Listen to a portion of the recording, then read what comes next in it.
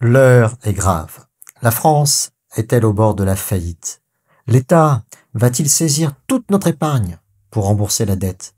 La ruine financière n'est-elle plus qu'une question de jours? Les Français doivent-ils dès aujourd'hui se préparer au pire?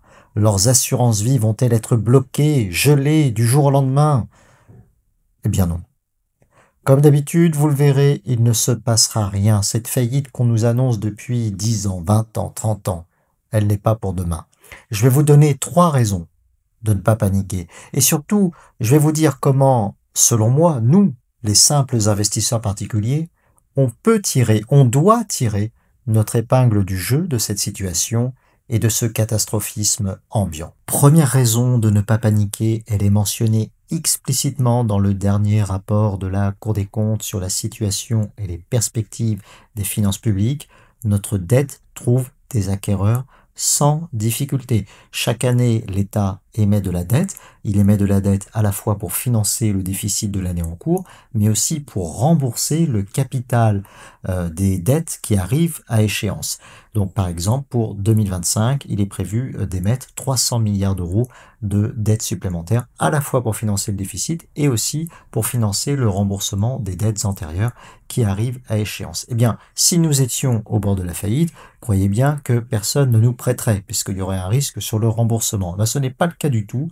Cette dette, on arrive à la placer sans problème. On a même une demande excédentaire, c'est-à-dire qu'on nous propose plus d'argent que ce qu'on est prêt à offrir au marché. C'est ce qu'on appelle les ratios de couverture. Ces ratios de couverture sont stables. C'est ce que la Cour des comptes écrit dans son rapport. Donc, aucun risque à court terme de cessation des paiements pour l'État. Oui, mais à long terme, est-ce que les marchés ne vont pas finir par se réveiller et se rendre compte qu'on ne va jamais les rembourser? Regardez cette courbe, elle ne fait que monter. La dette publique atteint 3300 milliards d'euros à la fin de l'année 2024. Et vous voyez qu'en euros sonnants et trébuchants, la dette ne fait que monter. À aucun moment, elle ne baisse. Elle ne fait qu'augmenter dans le temps et pourtant on continue de nous prêter. Eh bien, c'est tout à fait normal parce qu'une dette, on ne la rembourse jamais. Elle roule.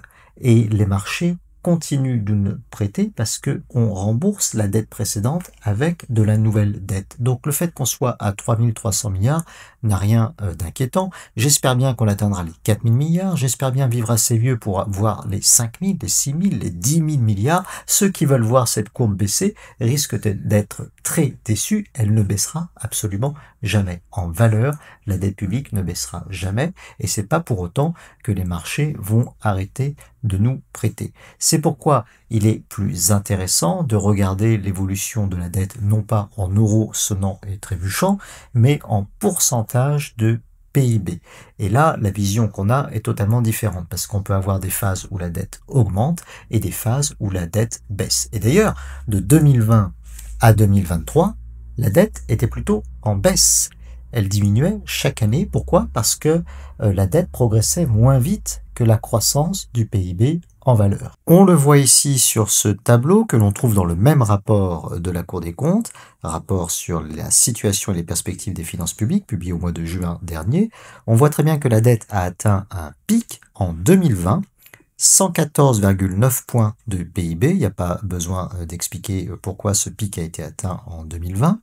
Et ensuite, la dette n'a fait que baisser. Elle a baissé en 2021, elle a baissé en 2022, elle a baissé en 2023. Vous voyez, en 2021, plus que 112,8 points de PIB, en 2022, plus que 111,4 points de PIB, et en 2023, on était tombé sous les 110 à 109,8 points de PIB. Et elle a malheureusement redécollé en 2024, pour atteindre 113,2% du PIB. On est, ceci dit, en 2024 toujours à un niveau inférieur à celui qui avait été atteint en 2020, mais malgré tout, la dette est repartie à la hausse. Alors pourquoi elle est repartie à la hausse? Eh bien parce que la croissance a faibli et parce que les taux d'intérêt ont monté.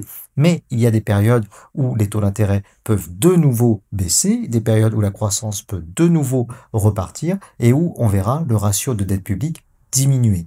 Cela me conduit à vous exposer ma deuxième raison de ne pas paniquer avec ces courbe que l'on trouve également dans le rapport de la Cour des comptes à la page 99, c'est l'évolution du taux d'intérêt de l'obligation assimilable au trésor à 10 ans, c'est-à-dire le taux auquel on s'endette sur les marchés financiers.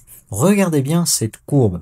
Vous avez une première phase de 1994 à 2020, une phase où les taux d'intérêt sont orientés à la baisse.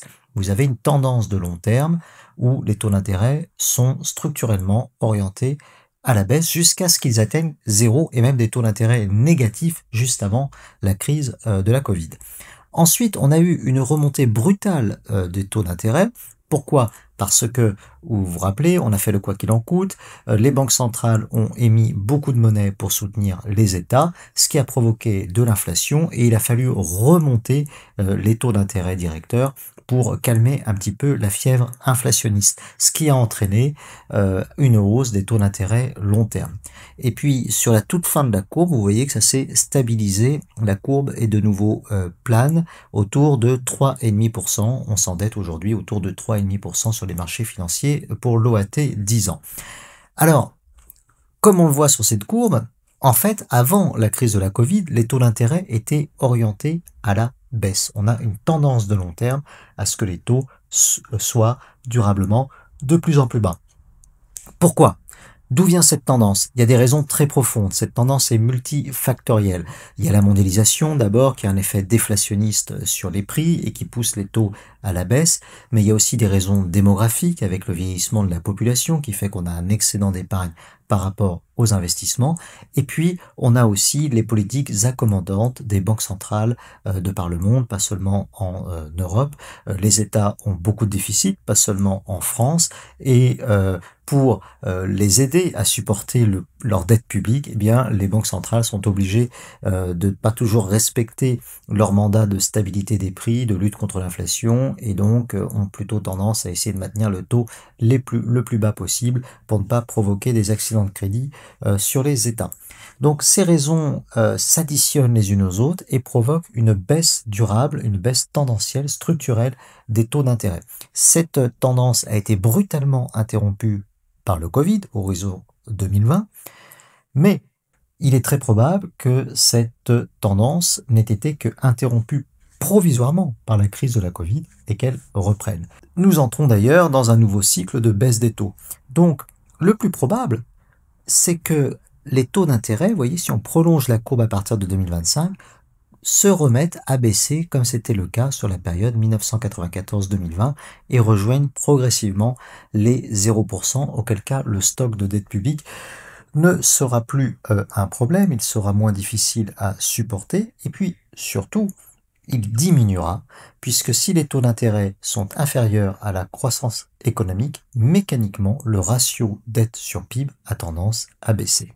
Donc peut-être que sans rien faire de particulier, le prochain président de la République aura la chance d'avoir des circonstances économiques, macroéconomiques un peu plus favorables et que le ratio de dette publique baissera naturellement sans qu'il y ait besoin de faire des plans budgétaires particulièrement rigoureux. J'en viens à ma troisième raison de ne pas paniquer, j'en avais déjà parlé dans une précédente vidéo. Notre dette publique est facialement de 3300 milliards d'euros, mais en réalité, nous n'avons que 2600 milliards d'euros de dette exposée à des vrais créanciers.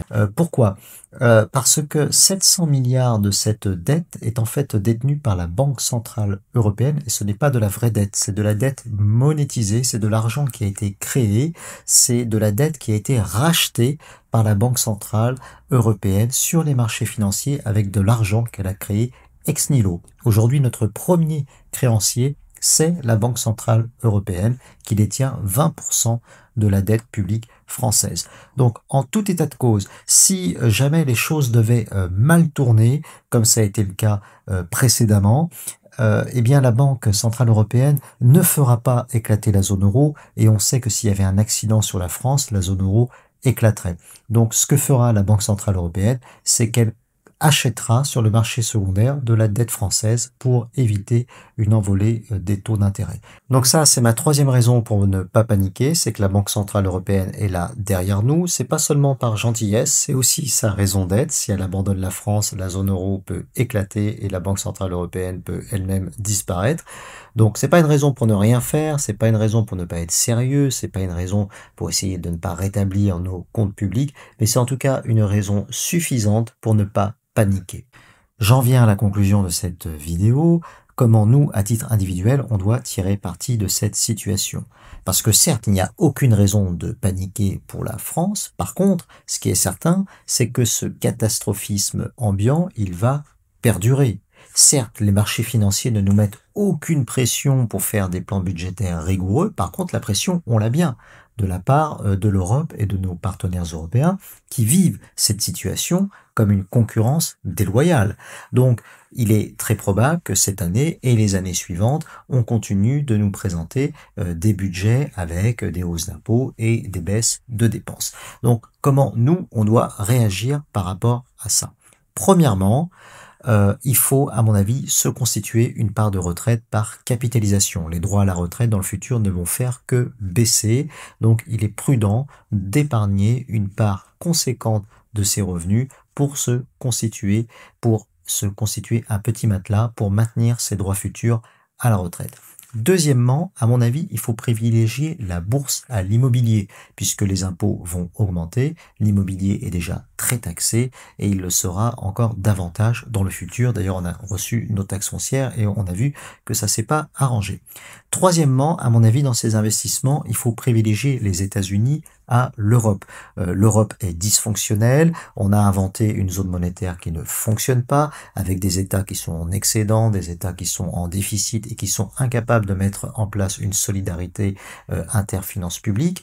Donc ça ne marchera jamais. La zone euro, à l'échelle de la zone euro, on n'a pas de déficit excessif, on n'a pas de dette publique excessive, et pourtant on a réussi à créer une situation où de nombreux États ne sont plus en capacité d'investir, quand d'autres qui ont des excédents ne veulent pas investir. Donc ça ne marchera pas pour l'Europe, il faut donc privilégier ces investissements au niveau des États-Unis.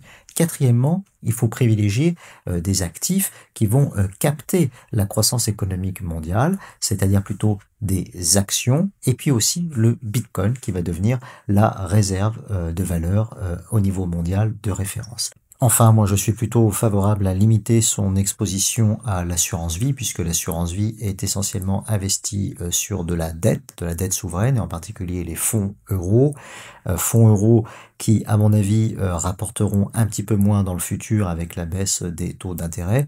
Outre le fait qu'on a aussi des risques réglementaires, puisque la législation permet, en théorie, de bloquer l'assurance vie quelques mois en cas d'accident de crédit.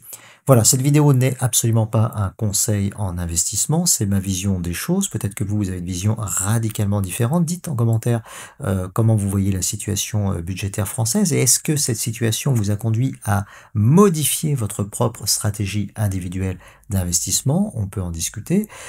C'est en tout cas tout pour aujourd'hui. Je vous remercie de m'avoir suivi. N'hésitez pas à vous abonner si ce n'est pas déjà fait. Puis je vous dis à bientôt pour une prochaine vidéo. Ciao!